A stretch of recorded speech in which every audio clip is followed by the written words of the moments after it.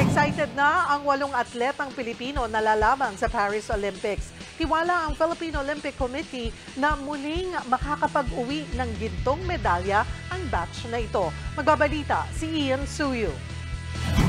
Dumating na sa France ang 8 atletang Pilipinong sasabak sa 2024 Paris Olympics. Kabilang sa kanila ang pambato natin sa boxing na sina Nesty Petesio, Carlo Paalam, Hergy Bacquiadan at Ira Villegas. Sa weightlifting naman sina Elrin Ando, John Ceniza at Vanessa Sarno at si Giovanni Delgaco sa rowing.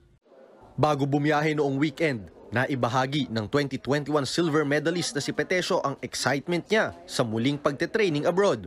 Bukod kasi sa France, sasaglit rin sila sa Germany para sa final phase ng kanilang Olympic build-up. Mag-a-adjust kami sa time doon. Pero sobrang malaking tulong to, most especially na makakasparing na din namin yung mga na-qualify athlete po sa timbang namin. Ang kapwa niya silver medalist at Philippine flag bearer sa Paris Games na si Carlo Paalam, all out na rin daw.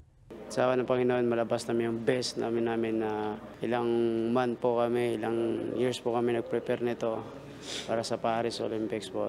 Ang first-time Olympian namang si Sarno, walang kakaba-kaba sa kanyang pagtungo abroad.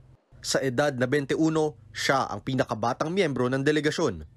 Yung mindset ko lang po sa Paris Olympics po is ginagawa ko po yung best ko para mag-podium rin naman po. Si Delgaco naman, inaming naninibago, lalo't solo flight siyang lilipad para sa Paris Games. Pero handang-handa na raw siya. Actually 90%, so yung 10% po, yung 100% doon po sa training camp po na 1 month po sa Paris. Doon po ako maglalagdag talaga. Kumpiyansa naman ng Philippine Olympic Committee na kayang-kaya ng mga Pinoy athletes na muling makakuha ng gintong medalya sa Paris. Magiging historic kasi ito, lalo na't ito ang ika-100 taon mula noong unang sumali ang Pilipinas sa Olympics noong 1924 sa Paris rin. We'll try to beat Tokyo Medal Hall.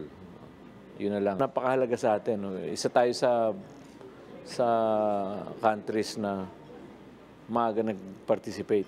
So, it's still very inspiring na matagal na pala tayo nakikipaglaban sa sports.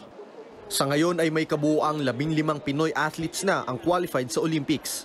Kabilang na si EJ Obiena na nakapag back-to-back gold sa kompetisyon sa Poland. Sa pinakahuling laban niya sa Poznan, tagumpay niyang natalon ang 5.87 meters para manguna sa 10-man competition. Posible namang madagdagan pa ang Olympic-bound athletes mula sa iba't ibang sports gaya ng athletics, golf, swimming at judo bago ang huling araw ng Olympic qualification sa June 30. Para sa 1PH, Ian Suyu, News 5.